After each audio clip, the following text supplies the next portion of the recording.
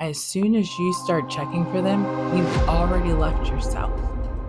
In this video, we're going to talk about the challenges of reassurance seeking, where it comes from, but also how to get out of it. So let's get into it. Reassurance seeking is just a regulation strategy. It's like a coping skill. You have anxiety, you need reassurance, you get the relief. More anxiety comes. Once that more anxiety comes, you seek the reassurance, you get that relief, more anxiety is there again, and you're kind of stuck in that loop. Reassurance seeking increases your dependence on other people, but decreases your tolerance to handle uncertainty. We need to build a tolerance to handle things that are uncomfortable in uncertain times. But where reassurance seeking came from, it's not about attention at all. It came from relational inconsistencies. Maybe you were younger and the environment that was created affirmed a belief that it's actually not okay to trust yourself, that you really can't rely on your gut. Example, say you're talking to mom, right? And you don't feel right about something or a situation. You feel like someone is either not being truthful to you, or you just actually don't like to be around that other person. And then mom turns back at you and says, "You're overreacting. You're being too emotional about this. Uncle Todd is great." But lo and behold, you find out that person actually wasn't good. They weren't safe. They were mean, or fill in the blank. Over time, it's hard after a while to even trust your own gut. Then you begin to rely on other people. Reassurance seeking says you have to check outside before you can check inside, for other people to let you know that, yep, your feelings are valid, that you were right. And you're like, okay, yes, you're right. I did feel that off. You affirm that. Say you're connected with someone that you actually don't really like, that you don't really care for, but you're with them because what are you receiving out of the situation? Are you receiving reassurance? Are you receiving a little bit of connection? Maybe you don't want to be alone and you don't really want to sit in that reality. So you bear it with the people that you have. Or do you find yourself signing up for all these things, just doing too much, but you're burnt out, but you don't stop because how people think of you matters way more than how you think of you.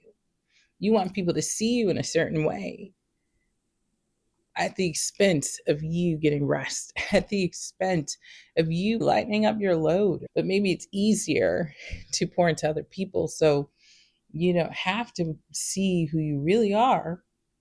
Sometimes we might have to look back into those shadowy parts of us that we don't like to see so much. Another way we leave ourselves is over explaining.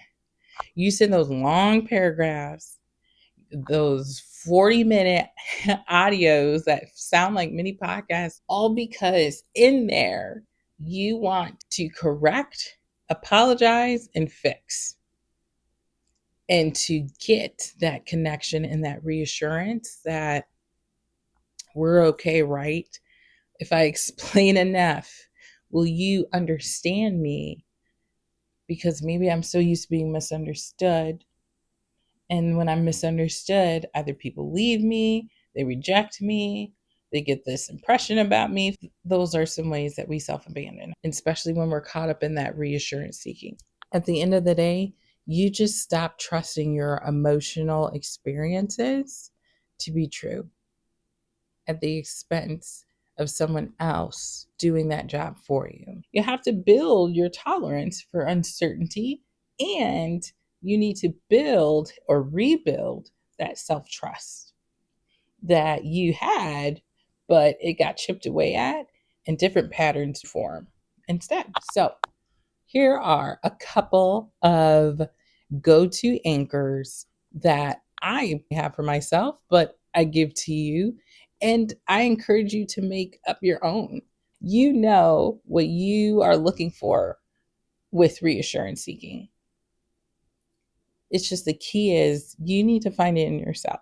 So, whatever that anchor is, some people call them mantras or whatever. I call them anchors because you need something that's going to hold you down when everything around you or those emotions start flying. And you're like, okay, what's going to keep me grounded? What can I hold on to keep me steady? So, here's one. The first one is not knowing doesn't mean something is wrong. Let that sit. Not knowing doesn't mean something is wrong. Sometimes you don't need closure, especially in that moment. Maybe they didn't respond to you because they're busy. Maybe they need some space. Whatever the reason is, that's actually not the most important thing right now. The most important thing you do is to slow down. Because in your slowing down and in your pausing, your amygdala finally can have a moment to say, okay, we're not in danger. I think we might be safe. Let's relax. Let's drop those shoulders a little bit. Let's kind of breathe through the situation. And if you can't breathe through, just take a moment and just take a break. But don't react or don't respond so quickly. That pause is important. Number two, my wisdom comes from pausing and not reacting. True story. We finally can take a moment to pause and not let the back of our brain dictate what we're about to do, whether we're about to crash out and react, over explain, and do all this stuff. We have a chance for that prefrontal cortex, our decision making, our reasoning. We have a moment to let that information get there first before we do anything else. In your pausing, you can finally listen to you and listen to that gut. And the third one, I'm checking in with me before I check out there. You need to check in with you before you close up, before you go seeking. You need to check in with yourself first before you look out there to validate just how you're feeling and how you're doing. Before you jump and grab that reassurance at the expense of leaving yourself. If this resonates with you, I want you to first drop a comment and say home. Home is signifying that you're making a public declaration for yourself that I'm not going to leave home with me. I'm not going to self abandon myself today. I'm going to take a pause. I'm going to kind of backtrack. I'm going to begin to seek and at least be aware of the patterns that I have and the patterns that are costing me my life and way of being. Okay? Drop that comment. Stay tuned for more videos to come. Like, share, subscribe. You know the drill. And I'll see you in the next videos.